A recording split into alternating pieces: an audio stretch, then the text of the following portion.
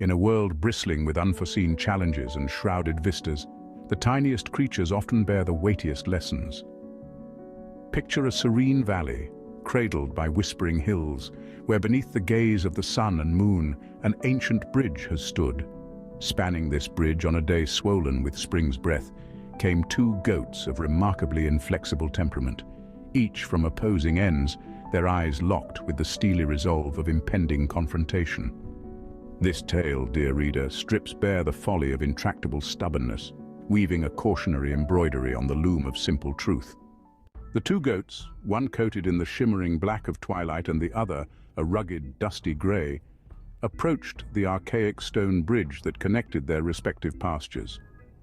Neither pasture was particularly greener on the other side, yet the allure of exploration was compelling. As they approached the narrow bridge, a pathway barely enough for one, their steps slowed but did not falter. Puffs of spring-day dust rose silently around their hooves like earthy spectres. Each beast grumbled softly, the echo of their discontent bouncing between the valley's embracing hills. S1.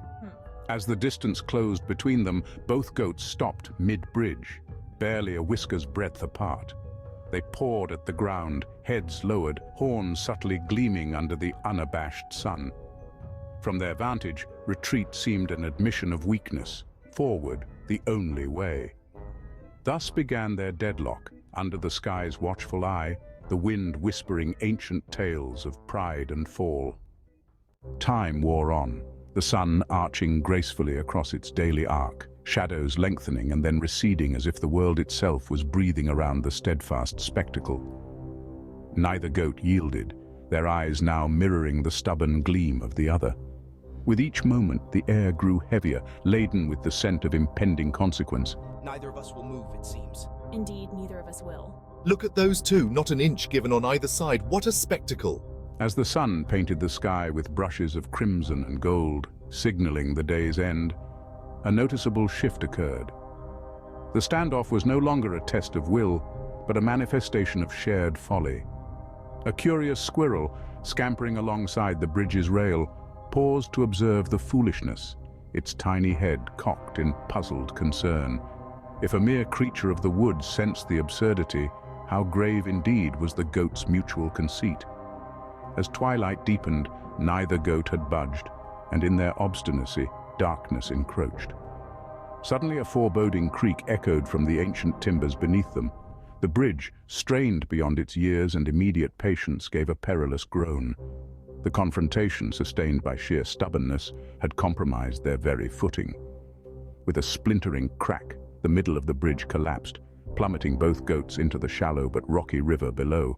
In the cold, swirling waters, each goat emerged sputtering and shivering, looking ludicrous with their drenched fleeces and bruised egos. As they clambered back to their respective shores, the lesson was hard to ignore. The river's chilly embrace had been a harsh teacher, but effective. Stubbornness, they learned in their shared fall, was a luxury they could ill afford when it bridged the path to mutual destruction. And so, from a confrontation born of rigid minds, came wisdom gilded with brine and humility. That was a lesson well taught. Indeed, a harsh but necessary one. Look at them now, all soaked but wiser for sure. Ha! They might think twice before holding their ground like that again. The valley whispered once more, not of a standstill under the sun, but of two goats grazing placidly, wary of the middle ground they once contested. In this modern rendition of Aesop's age-old teachings, we see not just the folly of stubbornness, but the beauty of compromise, a message ringing as true today as in times yesteryear.